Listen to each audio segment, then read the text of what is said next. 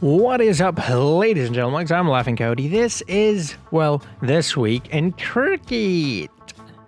Could have said that a lot better, couldn't have I? This Week in Cricket, basically, we're going to cover everything that happened, well, so far, this week in cricket. This week and also last week. So it's... Week. This week, also last week in cricket. Anyways, we'll decide on the title later. But I'm gonna talk about everything that happened in the world of cricket in this video. And obviously, I'm not a professional. I don't know as much as, let's say, Harsha Bhogle or Nasser Hussain or Ramiz Raja or pretty much anyone. I don't even think I know as much as you do. But I'm talking about it anyways, because well, that seems to be the trend. People who don't know anything about anything talking about anything. Does that make any sense? I don't know. We'll find out later. Anyways, we'll start off with cricket returning. It was England versus West Indies. First test was a pretty shambolic one for England. West Indies was pretty good, though. Good performance from Jason Holder.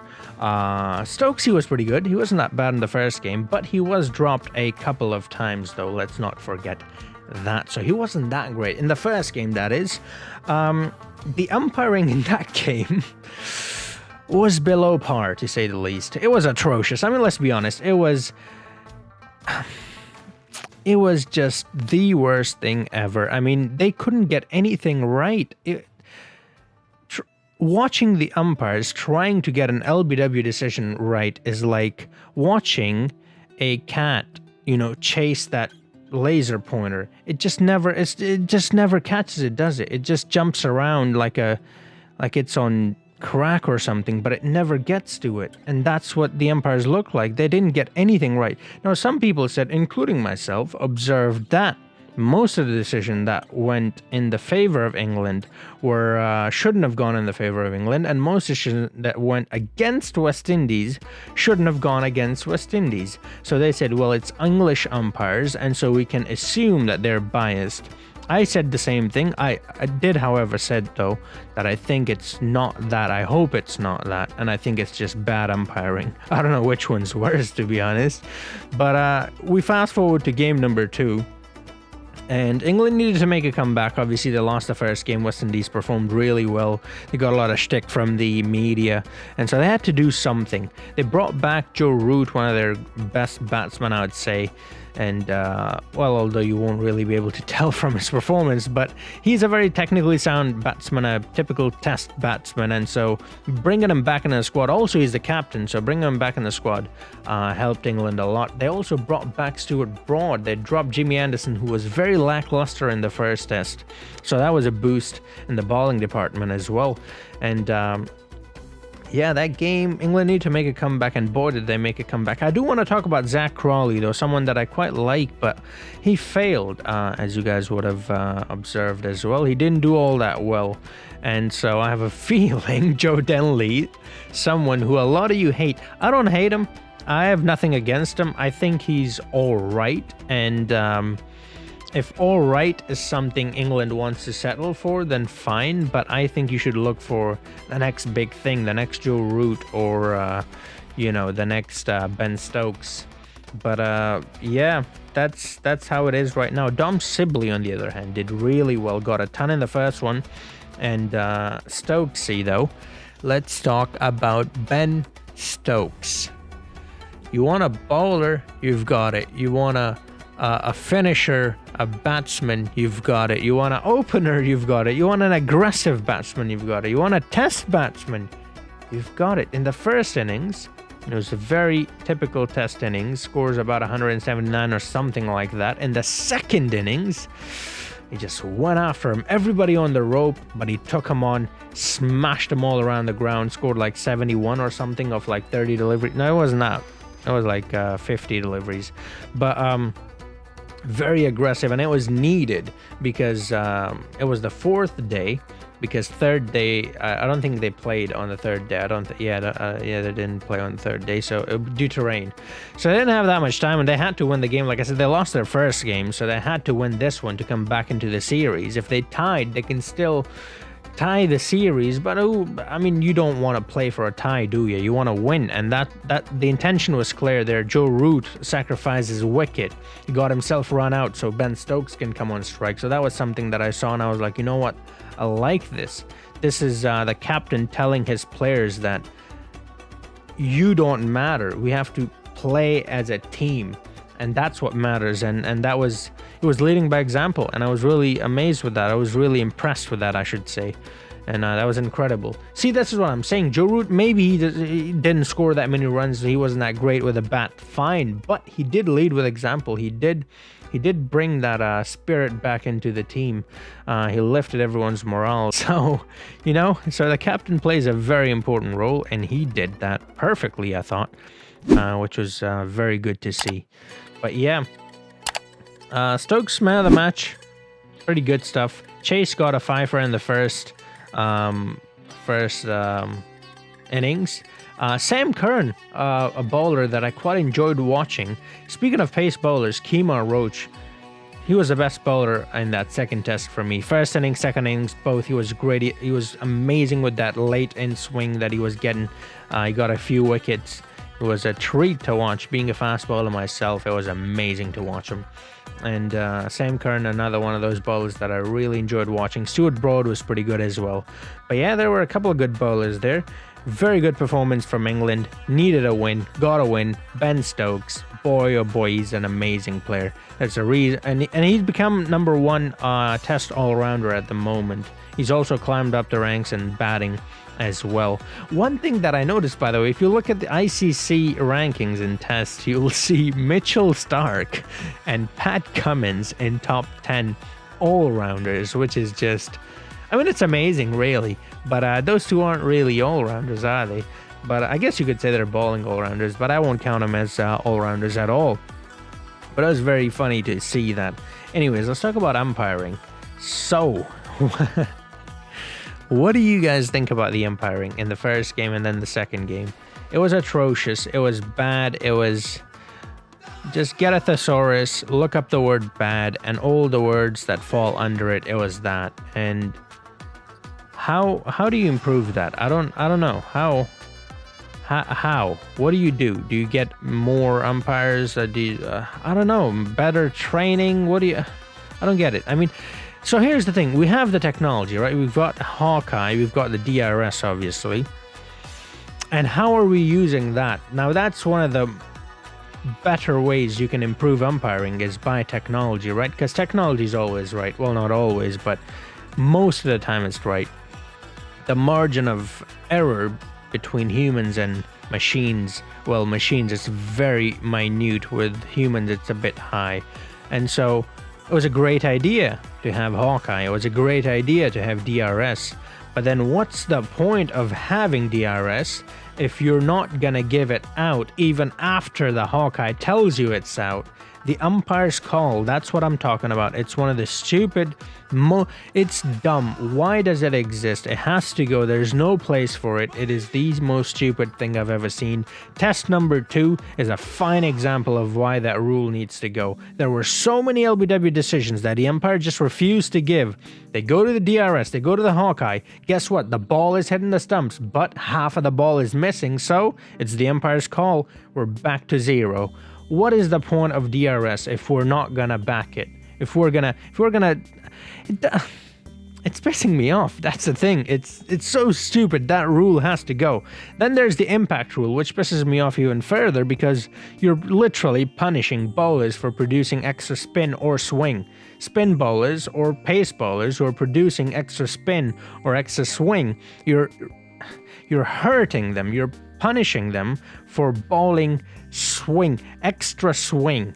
That's what the impact rule is. It's dumb and it has to go away. Let me know, what do you think? I'm obviously getting a bit riled up about it. I am very passionate about swing bowling, and it does not make any sense. The impact rule and umpire's call, both of those have to go. I think Sachin Tendulkar talked about the umpire's call as well, and he agrees with me on that. But let me know, what do you think?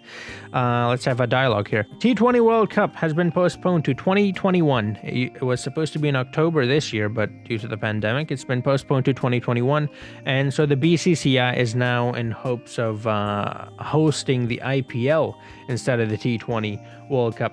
For me personally, I'll take it. I just want to see cricket. So to me, it doesn't matter if it's the IPL or whatever. It doesn't matter at all. I don't know why people get so upset when the BCCI announced that they're going to hold the IPL in the time that in which there was supposed to be the World Cup. Everybody was mad for some reason. I'm like, what are you talking? I want cricket. I don't care if it's the IPL or whatever. Why are you mad? We're getting cricket, aren't we?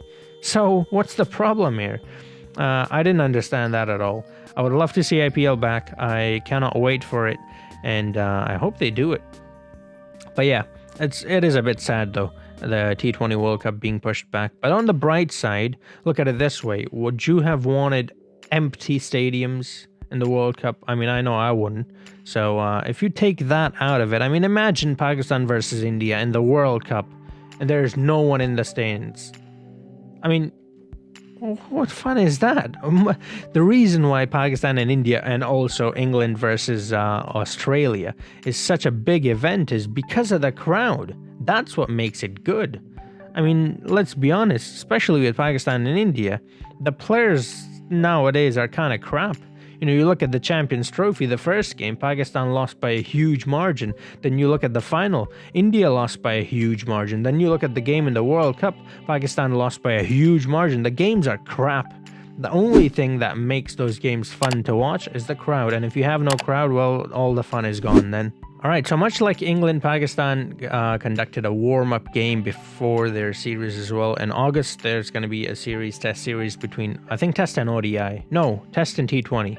One of those, I don't know. There's definitely a test series. I don't know if it's ODI or T20 as well, but there's definitely a test series. And so before that, they did a warm-up match in which all the Pakistanis played, and Sohail Khan got a fifer. So did Naseem Shah. Sohail Khan talked about how much Waqar Younis helped him out with, especially with the late swing, which is something Waqar Younis and Wasim Akram, the two Ws, were known for. And so that's very good to hear that these legends are actually conveying their knowledge. Because here's the thing, I mean, it doesn't matter how good of a bowler you are, it doesn't always make you a great coach. So great players don't always make great coaches. And it's refreshing to hear that here we have a great player and he has done something for the current generation bowlers. So that's good to hear. Will they be able to do that in the actual match, though, is something I would love to hear. But yeah, Sohail Khan got a fifer. So did Naseem Shah. Exciting young talent. Talking about young talent, though, they've recalled Mohammad Amir and Wahab Riaz. Now, you guys already know I don't really like Mohammad Amir, but I'm going to keep that to the side. You know the reason behind it. He's refused to play for Pakistan, and that's the biggest reason. Also the corruption and all that. But we're going to keep that to the side. Let's think about it objectively. Mohammad Amir is number one bowler for Pakistan. No doubt about it. If we're going to pick one bowler who's the best bowler, hands down, in Pakistan right now, it's Mohammad Amir. Simply put, right? So if you bring him in the side, that makes sense because, like I said, he's a great bowler. So, okay, I'll take him. That's fine. You brought in Wahab Riaz as well. Now, Wahab Riaz is a very good bowler. No doubt about that whatsoever. He's a very good bowler. Not the best, but he's a very good bowler, and he's got a lot of experience as well. That experience, that's something I want to talk about. He's very old. When someone says someone has a lot of experience, what they're basically saying is that person is very old. Why are they bringing back an old player when you've got someone like Naseem Shah, who's 17 years old? You've got Shaheen Shah, who's 19, 20, something like that. You've got Hasnan, who's, again, 19, 20, something like that. Why aren't you bringing those guys in? Why are you bringing these old players back? And also, what have they done for us? What has Wahab Riaz done for us? In Test. Can you name one spell that he's bowled that is, like, memorable? I can't. So why is he back? Bad decision, in my opinion. Mohammad Amir, fine. The youngsters can learn a thing or two from him. like I said, I don't agree with it. I won't bring him back, but it's not because of his bowling skills. You already know why I won't bring him back. But let me know, what do you think about Wahab Riaz? I don't agree with that decision at all. I don't. Bye-bye, Wahab. We don't need you in the team. That's just me. Maybe I'm being a bit harsh. Let me know, what do you think?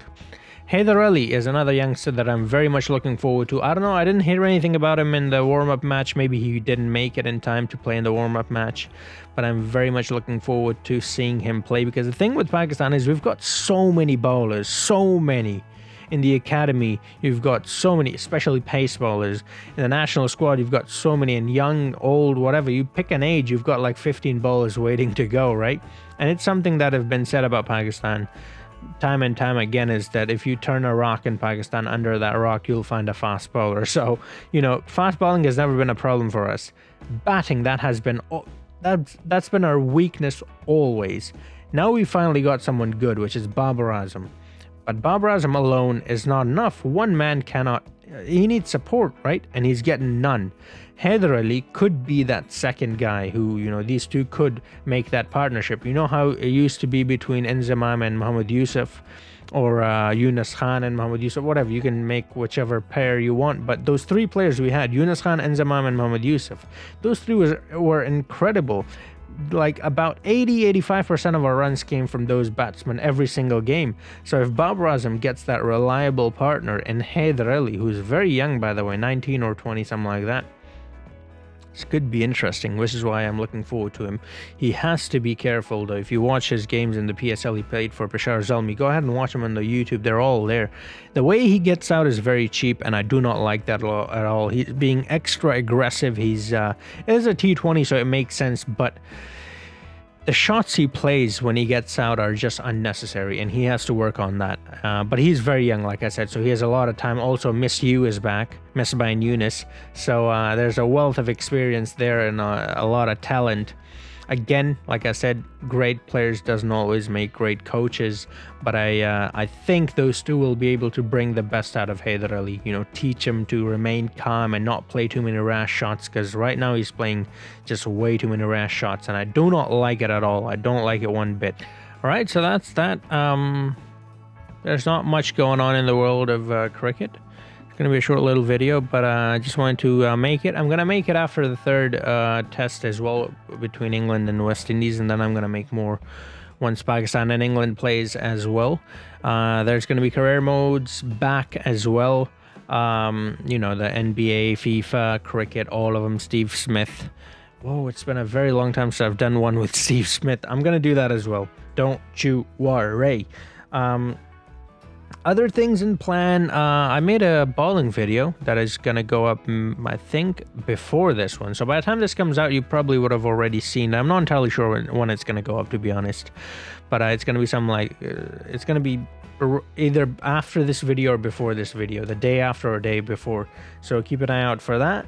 Then we are gonna do some I made a post about this already, so you might know about it if you're keeping intact with the community, but if you're not, well, I'll be doing some basement cricket. So basically like we cricket does. You know how they're doing the West Indies versus England, and Kez is one team, Dan is another, and they're playing against each other against the bowling machine.